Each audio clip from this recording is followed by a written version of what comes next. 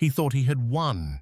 He flaunted his victory on Instagram for the world to see, a glittering diamond on the finger of his new, younger woman.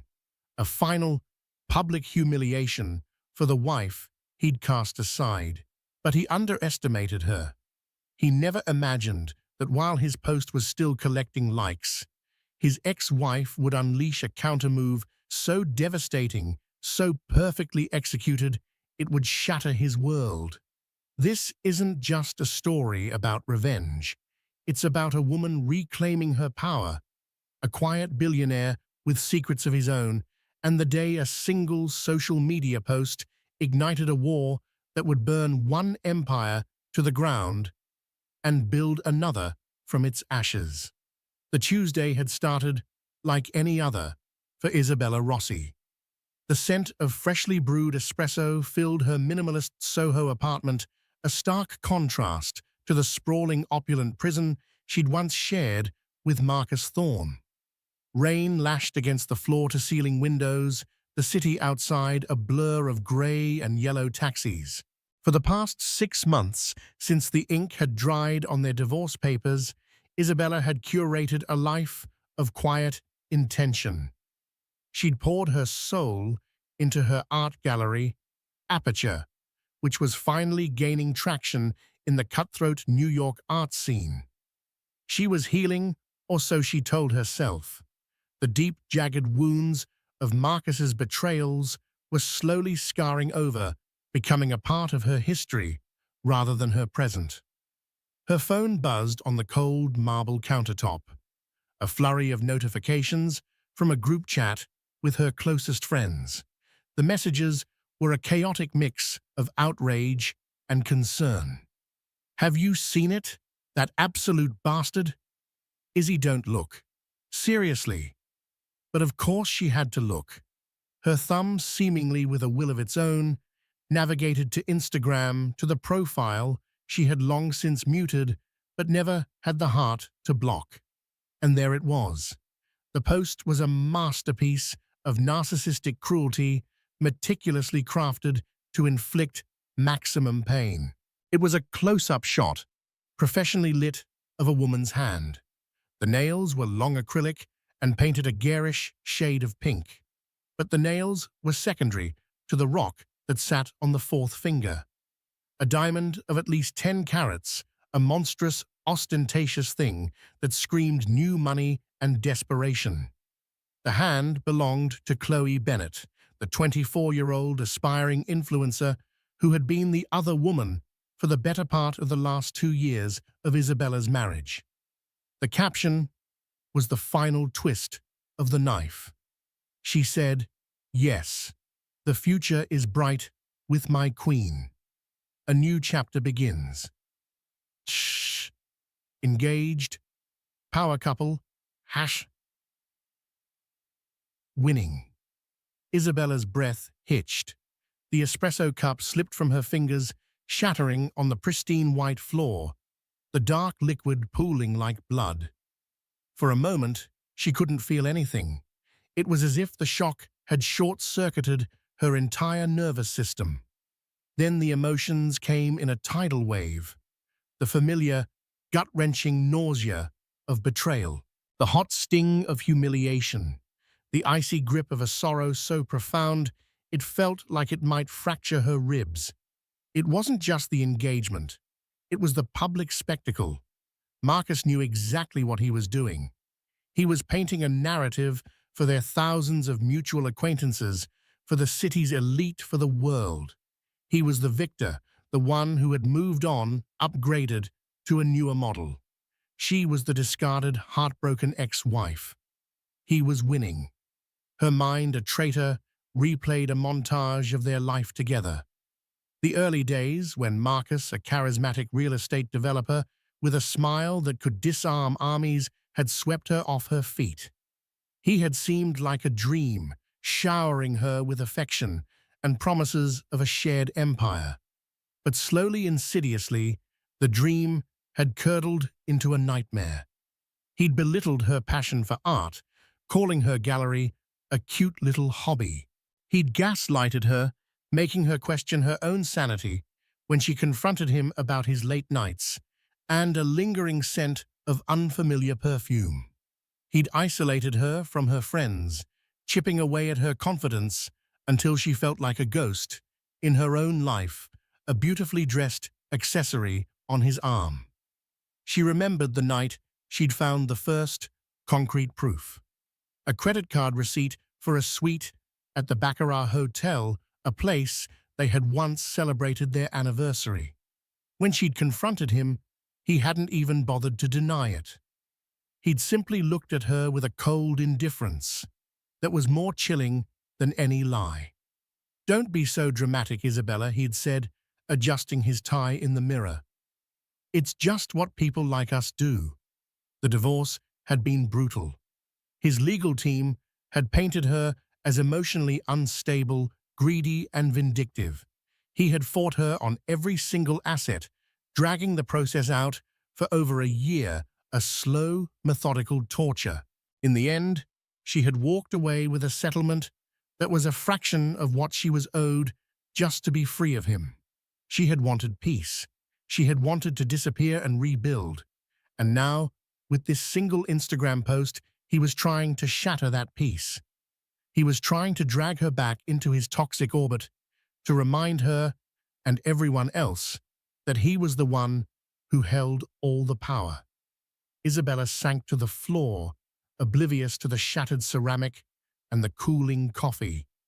Tears streamed down her face, hot and furious. But as she sat there, amidst the wreckage of her morning, something new began to stir within her. The familiar embers of pain and humiliation were fanned by a sudden, unexpected gust of rage. It was a cold, clarifying anger. He thought he had won.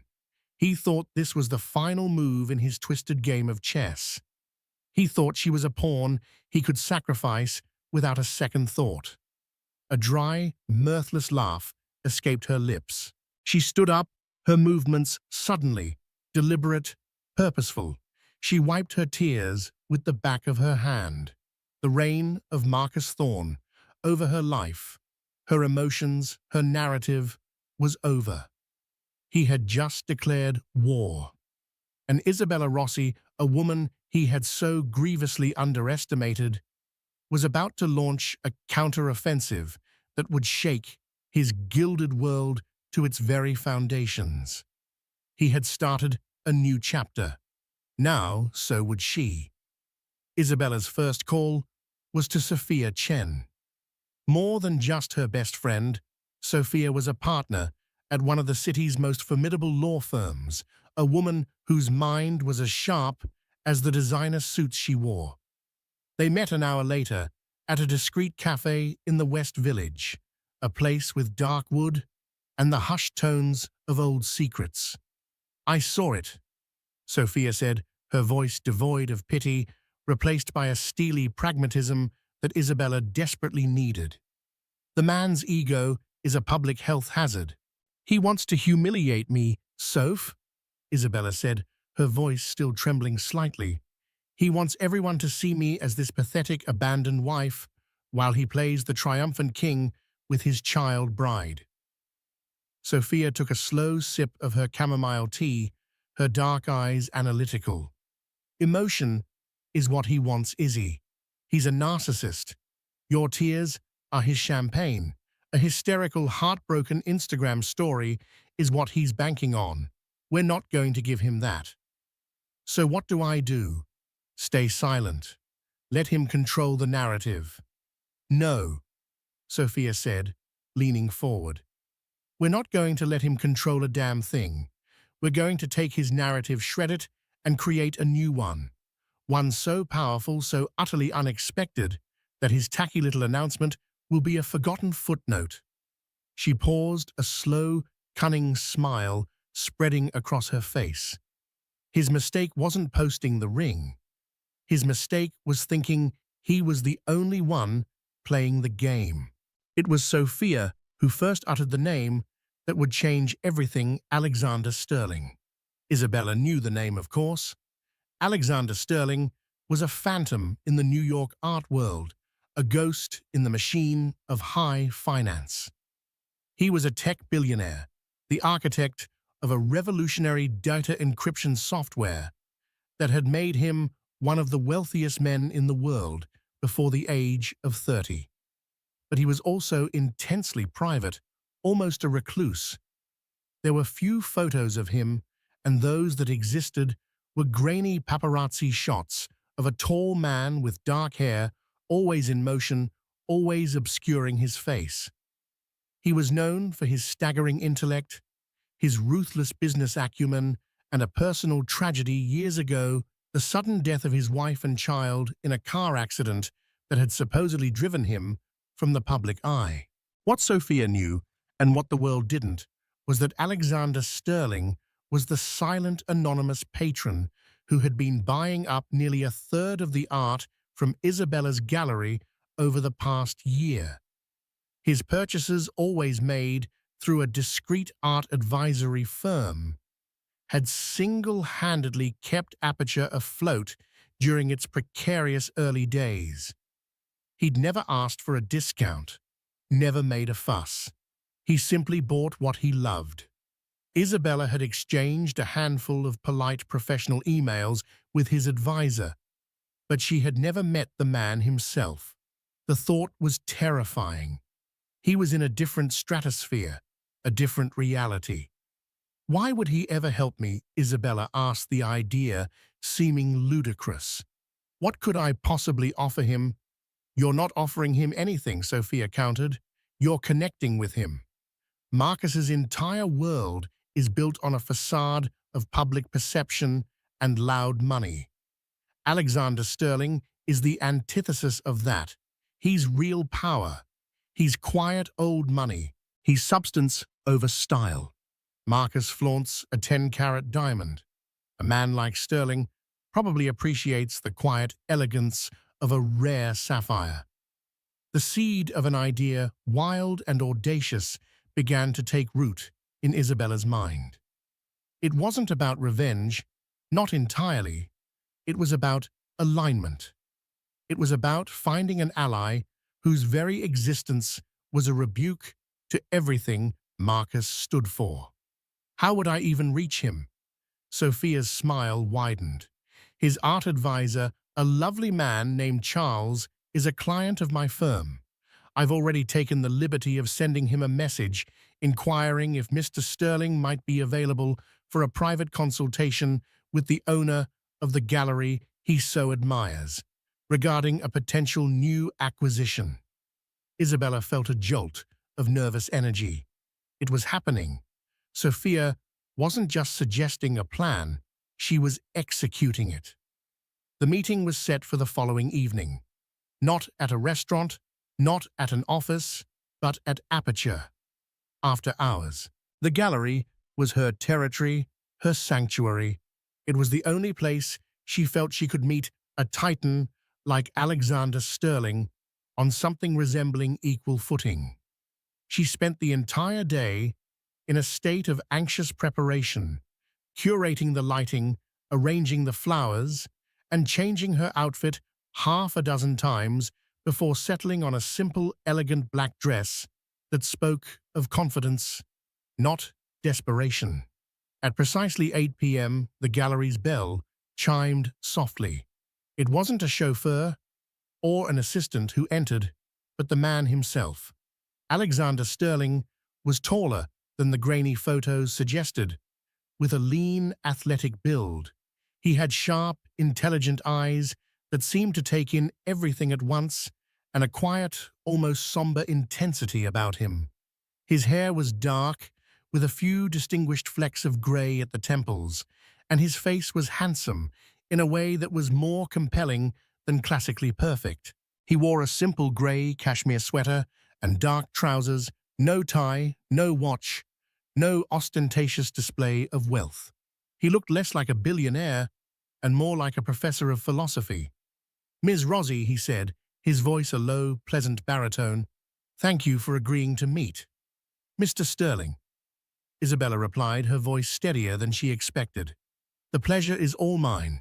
I've been wanting to thank you personally for your patronage for a long time. Your eye is impeccable, he said, his gaze sweeping across a large, abstract canvas. You have a gift for finding artists who speak a truth. They walked through the silent gallery, the city lights twinkling through the large front window. They talked about art, about the emotional resonance of color and form. Isabella found herself relaxing, the carefully rehearsed speech she had prepared dissolving as the conversation flowed with an unexpected ease. He was thoughtful, a brilliant listener, and possessed a dry, understated wit. There was a palpable melancholy about him, a ghost of his past tragedy, but it was tempered by a deep, unwavering strength. She found herself telling him not just about the art, but about her vision for the gallery, her passion for giving a platform to emerging voices. She spoke with a fervor she hadn't felt in years, a fire that Marcus had tried so hard to extinguish. Finally, as they stood before a striking photograph of a lone, resilient tree in a desolate landscape, Isabella took a breath. Mr. Sterling, Alexander, there's another reason I asked you here tonight. He turned to face her, his expression unreadable but not unkind. I suspected as much. And so she told him. She told him everything. About Marcus, the public humiliation, the feeling of being trapped in a narrative written by her abuser. She laid her cards on the table, not as a victim, but as a strategist seeking an ally. She wasn't asking for his pity or his money. She was asking for something far more valuable, his credibility. He listened patiently, his gaze never wavering. When she had finished, a long silence hung in the air between them. Isabella's heart hammered against her ribs. She had either just made the biggest mistake of her life or the most brilliant move. Alexander finally spoke, his voice soft but resolute. What Marcus Thorne has done is not just an act of cruelty, it is an act of profound weakness, and it deserves a response, not of equal volume, but of superior quality. He looked from her to the photograph of the resilient tree and then back again. I believe I can help with that. The plan Alexander proposed was bolder than anything Isabella could have conceived. It was a strategic masterstroke, a piece of social engineering so audacious it left her breathless. He didn't just offer to lend his name, he offered to create a whole new reality. He announced an engagement. Alexander stated his tone as calm as if he were discussing a stock acquisition. A public declaration designed to establish a new status quo. The only effective counter is a public declaration of your own, one that eclipses his entirely. They were in the back office of the gallery, a small, cluttered space that was Isabella's true sanctum.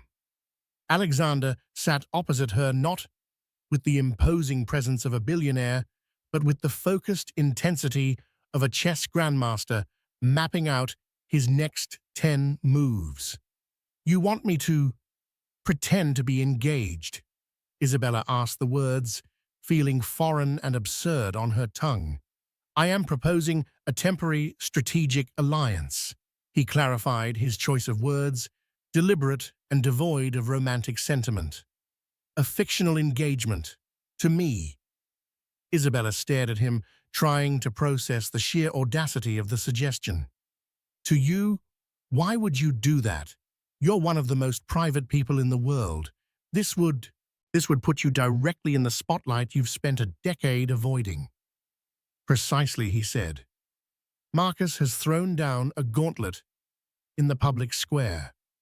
If his unknown heartbroken ex-wife suddenly becomes engaged to a man who is notoriously unreachable, it creates a narrative shift of seismic proportions. It reframes the entire story. He is no longer the one who left, but the one who was left behind. His victory becomes a pathetic attempt to save face. He saw the hesitation in her eyes, the conflict warring within her. "Isabella," he said, his voice softening slightly, "I understand your reluctance. This is not about stooping to his level. It's about changing the game board entirely." His announcement was loud, gaudy, and desperate. "Ours will be the opposite. It will be quiet, elegant, and unassailable. It will be a masterclass in quiet power.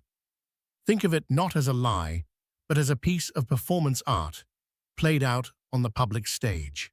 The logic was flawless, almost beautiful in its ruthless efficiency, but it was the man presenting it that was beginning to sway her. In the few hours she had known him, Alexander Sterling had shown her more genuine respect and intellectual camaraderie than Marcus had in 15 years. He saw her not as an object or an accessory, but as an equal, and beneath his reserved exterior, she sensed a shared experience of betrayal. His was from a business partner who had tried to steal his company years ago, a wound that had clearly shaped his obsession with privacy and loyalty. What would this alliance entail? She asked, her voice barely a whisper. A single announcement, a few carefully managed public appearances, a united front for a limited period until the narrative is reset and Marcus Thorne is rendered irrelevant. And then we dissolve the arrangement as quietly as we began it, he explained. No messy emotions, a clean, strategic partnership. He paused, his gaze meeting hers. But it only works if you are a willing participant. This must be your decision. Isabella thought of Marcus's smug face, of Chloe's ostentatious ring. She thought of the years of being made to feel small, of her voice being silenced. This wasn't just about revenge anymore. It was about reclamation, reclaiming her story, her dignity, her name. And perhaps, just perhaps, this fake engagement to the enigmatic billionaire was the first step toward finding a real, genuine connection she had long since given up on. "I'll do it," she said, a newfound resolve hardening her voice. "On one condition. Name it." "It's on my terms," she said. "The announcement, the ring, the way we present ourselves. It will be a reflection of me, of this gallery, of substance, not spectacle." A rare, genuine smile touched Alexander's lips. "I would expect nothing less." The next 24 hours were a blur of clandestine activity. Alexander's team, a small, fiercely loyal group of professionals, moved with silent, breathtaking efficiency. A security detail so discreet Isabella barely noticed them was assigned to her. A public relations expert, a woman with silver hair and eyes that missed nothing, was flown in from London to workshop the finer points of their story. The centerpiece of the plan, however, was the ring. Alexander insisted it be perfect. He didn't take her to Tiffany's or Harry Winston. Instead, he arranged for a private jeweler, an elderly artisan, who worked from a dusty, unmarked workshop in the Diamond District, to meet them. "I want something that reflects Ms. Rossi," Alexander told the jeweler. "Something with history, with soul. Not a stone that shouts, but one that sings." The jeweler brought out a velvet tray. Nestled in the center was a ring that made Isabella gasp. It was a flawless cushion-cut, royal blue sapphire, about 5 carats, flanked by 2 subtle, emerald-cut diamonds. The setting was vintage platinum, intricately detailed, but not overwrought. It was the most beautiful thing she had ever seen. It was elegant, timeless, and powerful. It was everything Marcus's diamond was not. It was once owned by a Danish princess in the 1920s, the jeweler explained. It is said to bring wisdom and protection to its wearer. As Alexander slid the cool, heavy ring onto her finger, a strange, unexpected jolt passed between them. For a fleeting second, in the dim light of the workshop, it didn't feel like a strategic alliance. It felt real. The announcement was scheduled for that evening, precisely 4 hours after Marcus's post had reached its peak viral momentum. There would be no press release, no exclusive to a gossip magazine, just a single post on Isabella's personal Instagram, an account she had kept private and rarely used. The PR expert had coached them on the photo. It had to be intimate, but not staged. Alexander's idea was simple and brilliant. They were in Isabella's apartment, the city lights a glittering backdrop. He took her hand, the sapphire ring, a deep, mesmerizing blue, against her skin. His own hand, strong and unadorned, gently cradled hers. It was a picture of quiet intimacy, of shared strength. The photo was taken in black and white, a choice that immediately elevated it, lending it a timeless, artistic quality. The caption was Isabella's own creation. 3 simple words, a new chapter. At 9:17 p.m., with Alexander standing beside her, Isabella Rossi took a deep breath and hit post. The digital counteroffensive had been launched. The internet did not just react, it detonated. For hours, the digital world had been feasting on the scraps Marcus Thorne had thrown them. His post with Chloe was dissected, shared, and mocked in equal measure. It was textbook tabloid fodder, the wealthy older man, the young mistress, the gaudy ring. It was a story as old as time, and the public consumed it with a predictable mix of envy and scorn. Then Isabella's post landed. It was like dropping a pin in a library after a rock concert. The silence was deafening, followed by a collective gasp that rippled across social media platforms. The contrast was so stark, so devastatingly effective, it was almost comical. Marcus's post was a color-saturated, brightly lit cry for attention. Isabella's was a monochrome study in elegance. His caption was a boastful paragraph laden with hashtags. Hers was a 3-word poem. His ring was a garish chunk of carbon. Hers was a piece of art, steeped in history and quiet confidence. Within minutes, the narrative began to pivot. Side-by-side comparisons of the 2 posts went viral. The comments sections became a battlefield of public opinion. On Marcus's post, this aged well. LOL, 10 carats of desperation. His ex-wife's announcement is the classiest mic drop in history.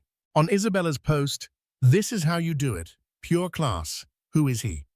The hand looks powerful. I don't know who she is, but she just won the entire internet. The real chaos began when a sharp-eyed journalist from a reputable financial paper recognized the subtle signet ring on the little finger of the man's hand in Isabella's photo. It was the crest of the Sterling family. The headline broke just before midnight. Isabella Rossi, ex-wife of Marcus Thorne, engaged to reclusive billionaire Alexander Sterling. The shockwave hit Marcus Thorne like a physical blow. He was at a celebratory dinner with Chloe and a sycophantic group of friends at a trendy downtown restaurant. He had been holding court, basking in the attention, his phone buzzing with notifications that he assumed were messages of congratulations. Then his own phone started ringing incessantly. It was his PR manager, then his lawyer, then his business partners. He ignored them, raising his champagne glass for another toast. It was Chloe who saw it first, her perfectly curated expression of adoration faltering as she scrolled through her feed. "Marcus," she whispered, her voice tight with panic. You need to see this." He snatched the phone from her. His face went pale, then a blotchy, furious red. He stared at the black and white image of Isabella's hand intertwined with that of another man. He saw the sapphire ring, a quiet rebuke to his garish diamond. He read the comments, the tide of public opinion turning against him with brutal speed. But it was the name that caused his world to tilt on its axis: Alexander Sterling. Marcus knew who Sterling was. Everyone in his world knew. Sterling was a legend, a spectre, a man with more wealth and influence than Marcus could ever dream of, a man who operated on a plane of existence so far above his own that they might as well have been on different planets. The laughter and chatter at the table died down as everyone watched Marcus's face contort with a mixture of disbelief and pure, unadulterated rage. He felt a profound, ego-crushing humiliation that was 1,000 times worse than anything he had intended to inflict on Isabella. He had wanted to show the world that he had upgraded. The world was now telling him that she had. He had cast himself as the king, only to be revealed as the court jester. His carefully constructed victory had crumbled into dust in a matter of hours. Chloe, meanwhile, was having her own crisis. She had hitched her wagon to Marcus, believing he was the pinnacle of success. She had endured the sneers and whispers of being the other woman, because she thought it was her ticket to the top. Now, seeing the public's reaction, seeing the name Alexander Sterling, she felt a sickening lurch in her stomach. She wasn't the queen in a power couple. She was a tacky accessory, and she had just been spectacularly upstaged. The diamond on her finger suddenly felt heavy, cheap, and vulgar.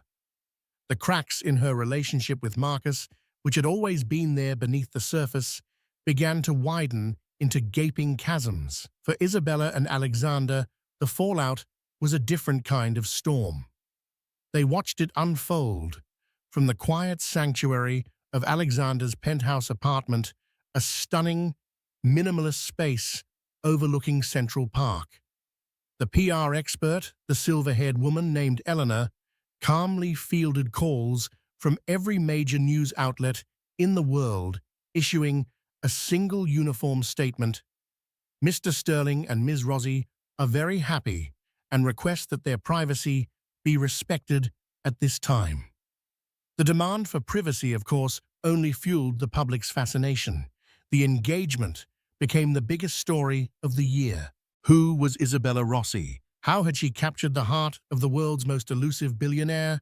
Their fictional romance was being written for them in real time by millions of strangers. They had to navigate this new reality together.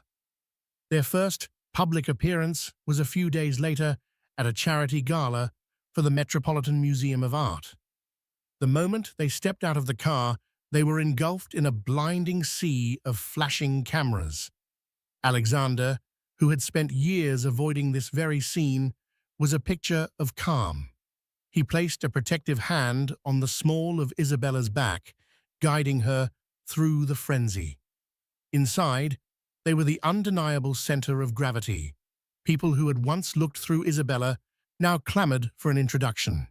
Marcus was also there with Chloe in tow. He tried to approach them, a predatory smile plastered on his face, but Alexander's security detail materialized, forming a polite but impassable barrier.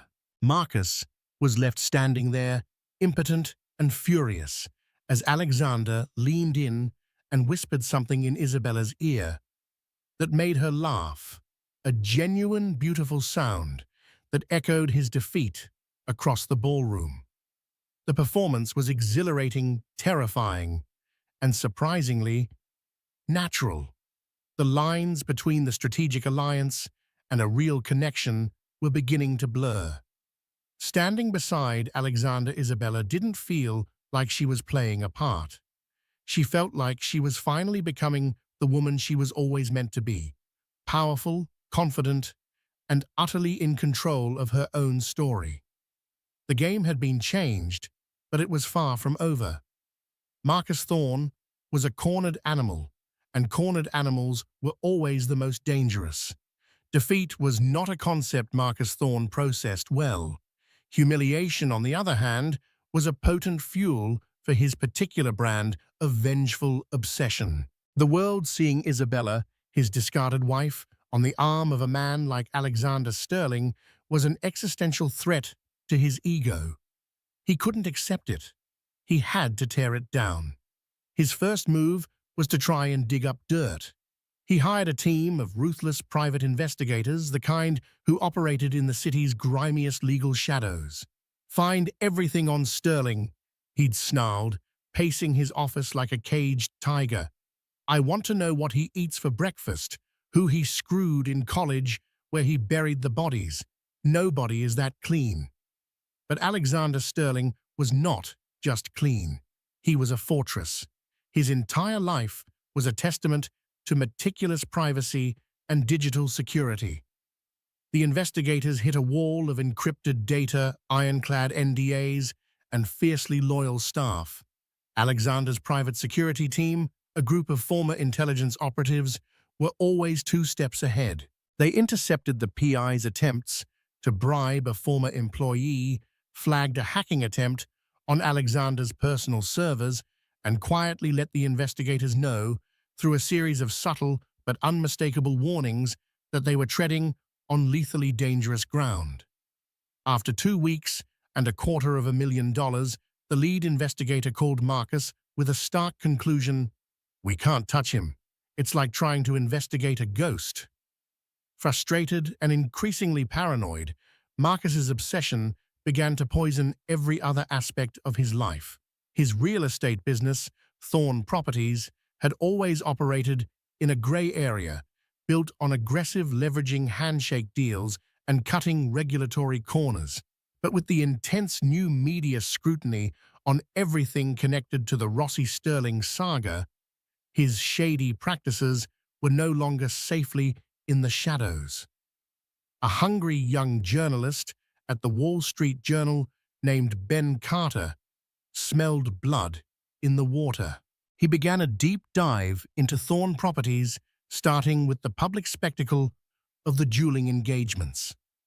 Initially, it was a human interest piece, but a well-placed anonymous tip guided him toward a specific luxury condo development in Brooklyn. The tip, of course, had come from Sophia Chen, who had a network of sources that ran deeper than the Hudson River. Ben Carter discovered a trail of falsified permits, substandard materials, and a massive insurance fraud scheme connected to a fire that had conveniently occurred just before a major inspection. Marcus had built his empire on a foundation of lies, and the walls were beginning to crumble. Meanwhile, his relationship with Chloe was imploding. The dream she had been sold was turning into a nightmare. The fawning attention had been replaced by Marcus's dark moods and obsessive rants about Sterling and Isabella. He was no longer the charming, powerful man who had swept her off her feet. He was a bitter, paranoid wreck. The public mockery was relentless. Chloe, once a rising star in the influencer world, was now a meme, the poster child for what not to do. Her comment sections were a wasteland of ridicule. Brands that had once courted her now wanted nothing to do with her. She was tied to Marcus's sinking ship. The final straw came during a heated argument in their sterile, white-on-white penthouse. Chloe, in a rare moment of courage, confronted him. "This is all about her, isn't it? This was never about me. I was just a prop, a way to hurt her." Marcus, drunk on scotch and self-pity, made the fatal mistake of telling the truth. "Of course it was about her," he spat, his face twisted with venom. "But the little bitch outsmarted me. She and her phantom billionaire. Do you have any idea what they've done to me?" He went on a long, rambling tirade, confessing his envy, his rage, and most damningly, he let slip details of the fraudulent Brooklyn deal, boasting about how he had outsmarted the city inspectors. What Marcus didn't know was that Chloe, fearing his increasingly erratic behavior, had started recording their conversations on her phone. She captured it all, his admission of using her, his confession to financial crimes, his pathetic, desperate plan to ruin Isabella. The recording was her leverage, her escape hatch. A few days later, shrouded in a hoodie and oversized sunglasses, Chloe Bennett did the unthinkable. She reached out to the one person she had helped to hurt. She contacted Isabella. They met at Aperture the gallery once again, serving as a neutral, protected space. Isabella had agreed to the meeting against Sophia's initial advice, out of a strange sense of curiosity and perhaps a sliver of pity. Chloe was a shadow of her former confident self. Her nails were bare, her face pale and drawn. She didn't apologize, not at first. Instead, she slid her phone across the table. "Listen to this," she said, her voice hoarse. "He's not who you think he is.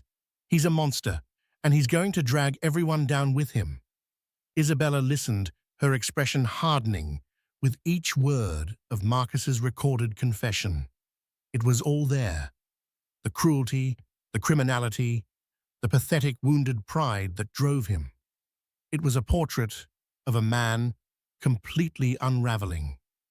When the recording ended, Isabella looked at the young woman sitting opposite her. She saw not a rival, but another victim of Marcus's destructive orbit. "Why are you giving this to me?" Isabella asked quietly. Tears welled in Chloe's eyes. "Because I don't want to be another casualty in his war," she whispered, "and because he deserves everything that's coming to him. You, on the other hand, you deserved better." Isabella took the phone. She now held the key to Marcus's complete and utter destruction. The performance was about to reach its finale. The end, for Marcus Thorne, arrived not with a thunderous clap, but with the crisp, damning rustle of newsprint. The Saturday edition of the Wall Street Journal landed on doorsteps across the tri-state area, its front page dominated by a headline that acted as a formal death certificate for Marcus's reputation, "The House of Thorne, a foundation of fraud." Ben Carter's article was not a mere exposé. It was a forensic autopsy of a corrupt enterprise. It laid out the Brooklyn condo scheme with chilling precision, detailing the falsified architectural plans, the invoices for high-grade steel that corresponded to deliveries of cheap, substandard composites, and the intricate web of shell corporations used to launder the insurance payout from the suspiciously convenient electrical fire. The piece was fortified with quotes from disgruntled ex-employees and terrified residents of his other buildings, painting a portrait not of a maverick developer, but of a reckless predator whose greed had actively endangered lives. Isabella saw it first on a tablet Alexander handed her as they shared a quiet breakfast in his sun-drenched penthouse. The chaos of the past weeks had settled into a strange anticipatory calm. As she read, her coffee grew cold. Each meticulously documented fact was a vindication, a stone being laid on the grave of the man who had haunted her for so long. There was no joy in it, only a profound, weary sense of justice. The digital world, which had been feasting on the personal drama, pivoted with voracious speed to the corporate scandal. The narrative shifted instantly from society gossip to serious financial crime. On Wall Street, the reaction was bloodless and swift. Monday morning, the opening bell sounded like a death knell. Thorne Properties' stock, already fragile, didn't just fall, it evaporated. Frantic calls flooded the switchboards. An emergency board meeting was convened, but it was a gathering of ghosts picking over a carcass. By noon, federal investigators were seen entering the Thorne Properties headquarters with subpoenas, and the stock was officially delisted, a scarlet letter in the world of high finance. Investors who had once clapped Marcus on the back at exclusive clubs now treated his name like a contagion. One of them, a silver-haired titan of industry named Richard Beaumont, who had mentored Marcus for years, made the final severing call himself. "It's over, Marcus." Richard's voice had been cold, devoid of any past warmth. "You weren't just reckless, you were a fool. You drew a spotlight on yourself for a woman, and it burned your whole kingdom down. We're done." That betrayal, more than the financial loss, was a blade that twisted deep in Marcus's gut. But the true checkmate was yet to be played. That move belonged to Sophia Chen. She arranged the meeting in the neutral territory of her own firm's conference room, a glass-walled cage suspended 40 floors above the city. Marcus arrived, flanked by 2 expensive lawyers, his face a mask of practiced defiance, though the strain showed in the tense set of his jaw and the dark circles under his eyes. He still wore the suit of a king, but it hung on him like the costume of an impostor. "Ms. Chen," he began, his voice attempting a familiar, dismissive swagger. "If this is about squeezing a few more dollars out of the divorce settlement, you're wasting your time. As you've no doubt read, my liquidity is temporarily compromised."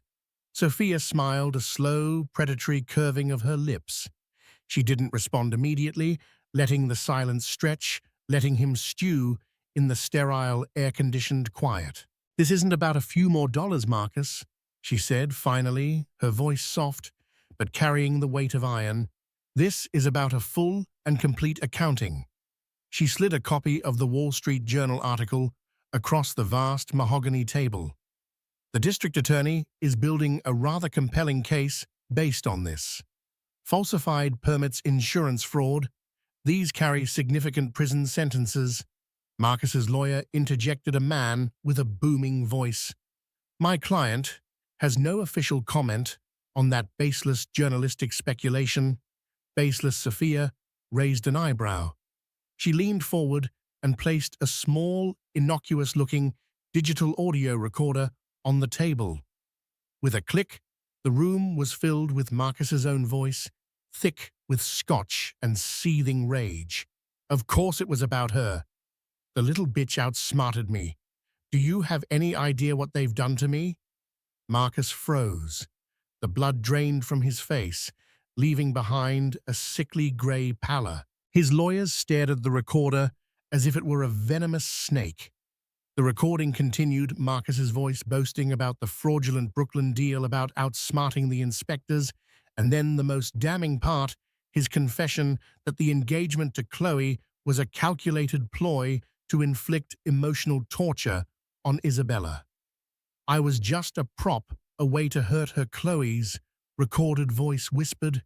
"What else would you be?" Marcus's voice snarled back. When Sophia clicked the recorder off, the silence in the room was absolute. Marcus's mask of defiance had shattered, leaving only the raw, pathetic face of a man who had been utterly and completely outplayed. That Sophia said, her voice dropping to a near whisper, is the testimony of your fiancé, who is prepared to offer it, along with a wealth of other evidence, to the prosecution in exchange for immunity. This recording makes the DA's case for fraud airtight, and it forms the basis for a civil suit for intentional infliction of emotional distress that will make your head spin. She leaned back in her chair. The hunt was over. "So here is what is going to happen," she dictated, her tone leaving no room for negotiation. "The divorce agreement is reopened. Isabella will receive her full, unencumbered 50% share of the marital assets as they were valued before your criminal enterprise collapsed it all. You will sign over the deed to the Hamptons estate, and the art collection, the real art, not the fakes you tried to pass off on her. A trust will be established for Ms. Bennet, funded by you to ensure her silence and cooperation. And you will sign this document, a full confession of your motives, to be held in escrow by my firm. Should you ever speak Isabella's name in public again, it will be released. You will be bankrupted, Marcus, but with our cooperation, you may just stay out of federal prison. His lawyers, seeing no other move on the board, immediately began advising him to accept. Marcus sat there, shrunken, in his expensive suit, a king without a kingdom, a voice without a roar. He picked up the pen, his hand trembling, and signed his world away. While Marcus's world was ending, Isabella's was blooming. The strategic alliance with Alexander had quietly, organically blossomed into the most profound relationship of her life. The performance had ended, but the connection it had forged was real. They had spent weeks in a bubble of their own making, discovering the people they were behind the public facades. There was a snowy afternoon walk through Central Park, where he spoke for the first time about his late wife, not with crushing grief, but with a gentle nostalgia, admitting that Isabella was the first person to make him feel the promise of a future, not just the memory of a past. There was an evening in his kitchen, where he, the formidable billionaire, clumsily but earnestly cooked her pasta, the simple act of domesticity more intimate than any grand gesture. He, in turn, fell in love with her fire. He would watch her at the gallery, her face alive with passion as she spoke to an artist or negotiated with a collector, and see the brilliant, resilient woman Marcus had tried and failed to extinguish. Months later, with winter melting into the promise of a New York spring, they stood together in the center of Aperture after closing. The gallery was quiet, the art on the walls bathed in the soft, ethereal glow of the city at dusk. Isabella had just finalized a major sale, solidifying the gallery's reputation and her own as a formidable force in the art world. A sense of peace, deep and earned, settled over her. "It's really over," she said, her voice filled with a quiet wonder as she watched the city lights begin to sparkle. "For him, it's an ending," Alexander said, his voice a warm presence beside her. He gently took her hand, the one that still wore the sapphire ring that had started it all. "For us, I hope it is only the beginning." He turned to face her, his gaze direct and filled with an emotion that made her breath catch. "Isabella Rossi," he began, his voice imbued with a deep sincerity that vibrated through her. "This all began as a strategy, a public performance. But somewhere in the glare of the cameras and the quiet moments in between, it became the truest and most important thing in my life.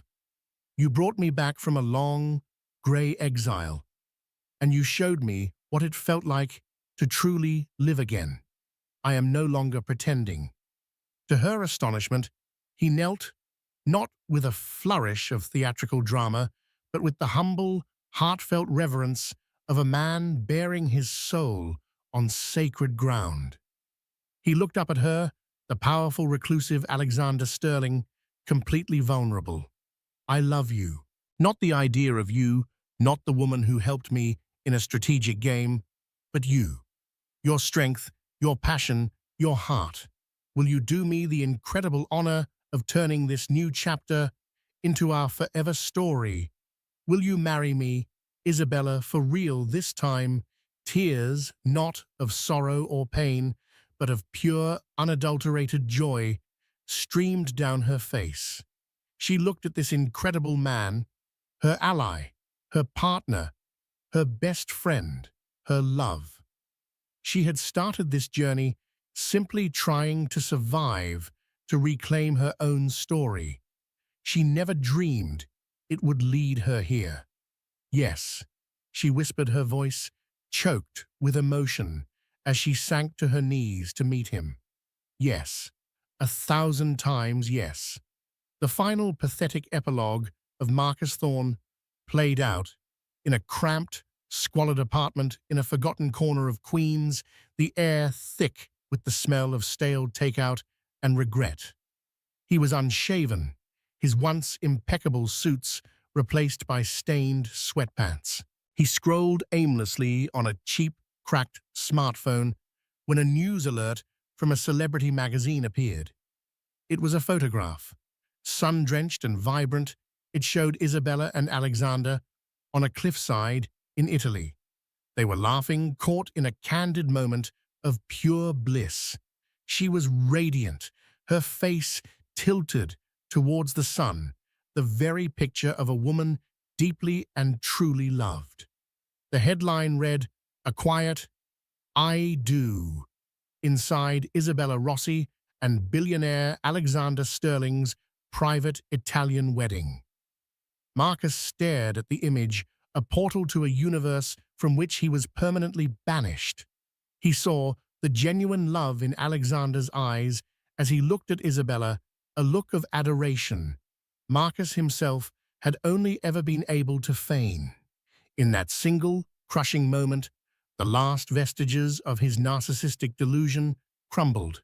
He hadn't just lost, he had been erased. He had posted his mistress's ring for the world to see, and in that one arrogant act of cruelty, he had not only lost his kingdom, he had personally handed his ex-wife a far greater one, built not on lies and steel, but on a foundation of love, resilience, and a happiness he could now only witness from the desolate ruins of his own life. So what's the real takeaway from Isabella's story? It's a powerful reminder that the ultimate revenge isn't loud, angry, or vengeful. It's success. It's grace. It's building a life so full and beautiful that the person who hurt you becomes an irrelevant ghost from your past. Isabella didn't just get even. She got better. She took a public humiliation and with intelligence, courage, and a powerful ally, turned it into the ultimate power move. She reminds us that our stories are our own to write, and sometimes the most devastating response to an enemy's attack is to simply and spectacularly thrive. If you were as captivated by Isabella's journey as we were, make sure to hit that like button, share this video with someone who needs to hear this story of empowerment, and most importantly, subscribe to the channel for more real-life dramas that will leave you speechless. Your support helps us bring these incredible stories to light.